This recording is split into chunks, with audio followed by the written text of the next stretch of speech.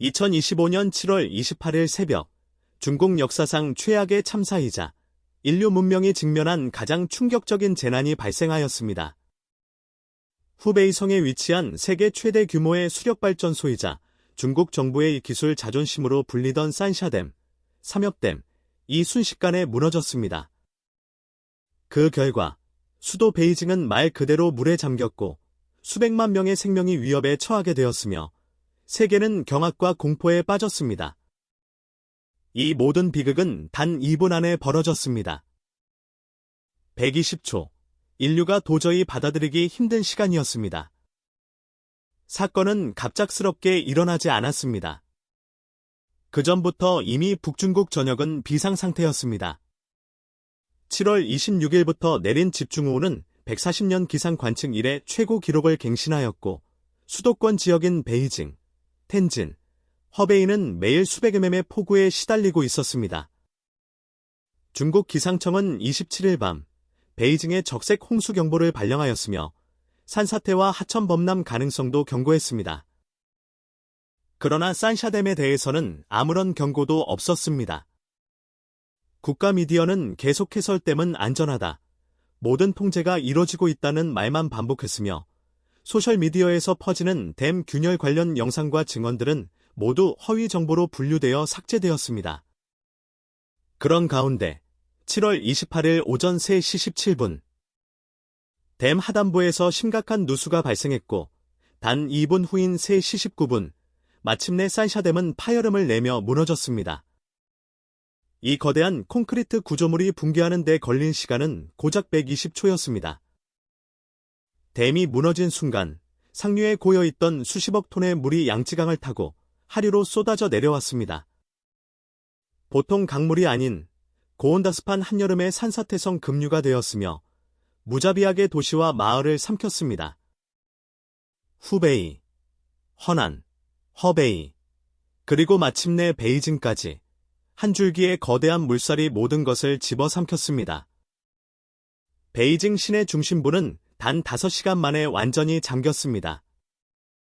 초고층 빌딩들이 무력하게 무너졌고 지하철과 도로망은 흔적도 없이 사라졌으며 수백만 명이 전기와 식수, 통신이 모두 끊긴 채 물속에 갇히게 되었습니다.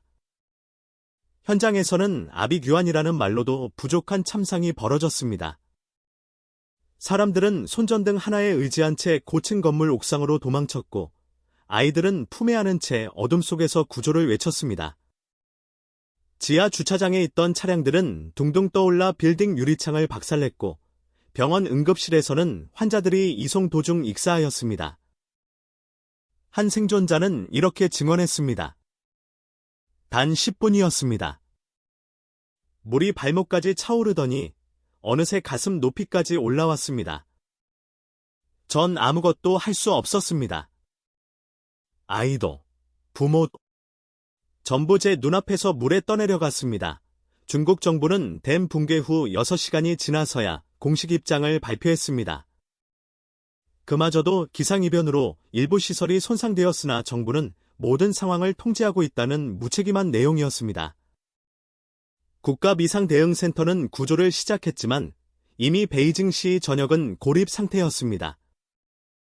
수로는 막혔고 고속도로는 침수되었으며 헬리콥터조차 바람과 폭우 속에 뜨기 어려운 상황이었습니다. 구조대가 도달할 수 없는 지역에서 시민들은 고립된 채 하루 이틀을 버텨야 했습니다.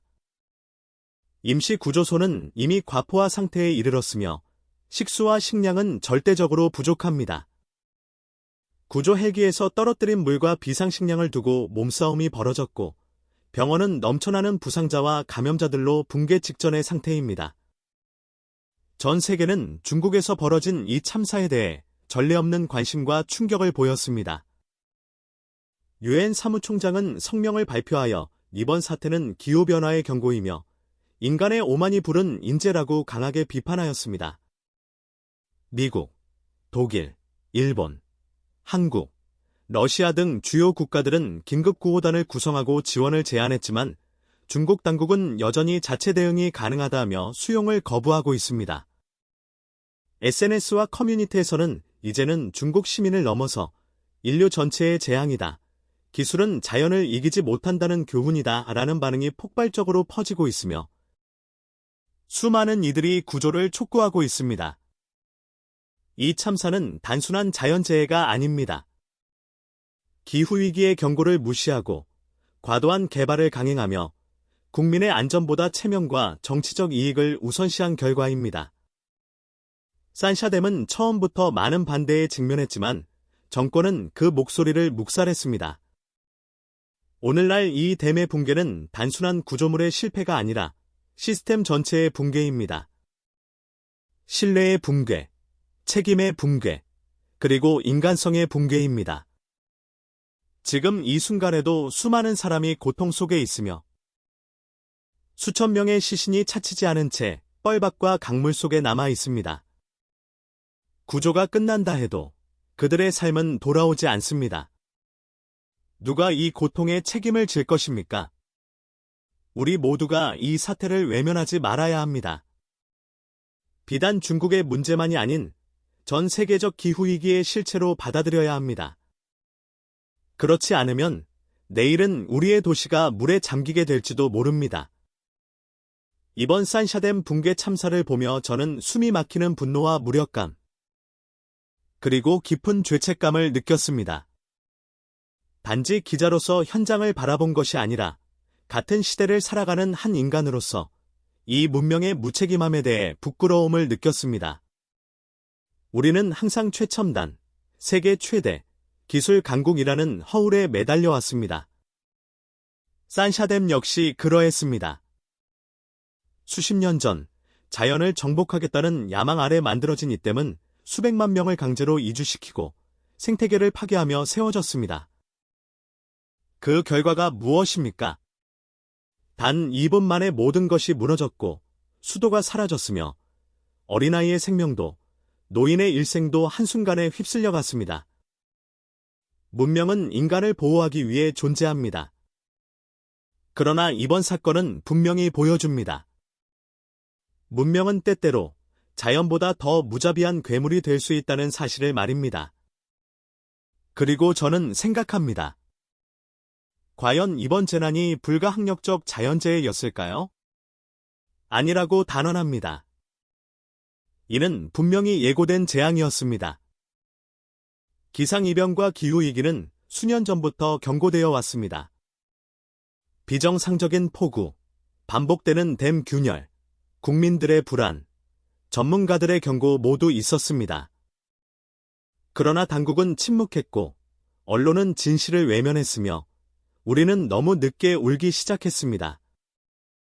저는 지금도 현장에서 찍힌 영상들을 반복해보고 있습니다. 고층 빌딩 옥상에 고립된 아이, 어둠 속에서 휴대폰 불빛 하나에 매달린 노인, 침수된 버스 창문을 두드리며 살려달라 외치는 시민들의 얼굴을 잊을 수 없습니다. 그들의 공포와 절망이 단순한 기사가 아니라 인간의 마지막 외침처럼 들립니다. 이제 우리에게 남겨진 질문은 단 하나입니다. 이 비극을 통해 우리는 무엇을 배울 것인가? 기술은 자연을 뛰어넘을 수 없습니다. 통제되지 않은 욕망과 무시된 경고는 결국 문명을 파괴합니다. 이것은 중국만의 이야기가 아닙니다. 오늘 베이징에서 벌어진 일은 내일 서울, 도쿄, 뉴욕에서도 벌어질 수 있는 우리의 현실입니다. 이 영상을 보고 계신 여러분, 저는 오늘 글을 쓰는 손이 떨릴 정도로 고통스럽습니다.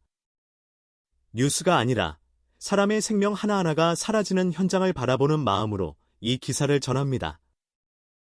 우리는 이 재앙을 잊지 말아야 합니다. 있는 순간 다음 희생자는 우리일 수 있습니다.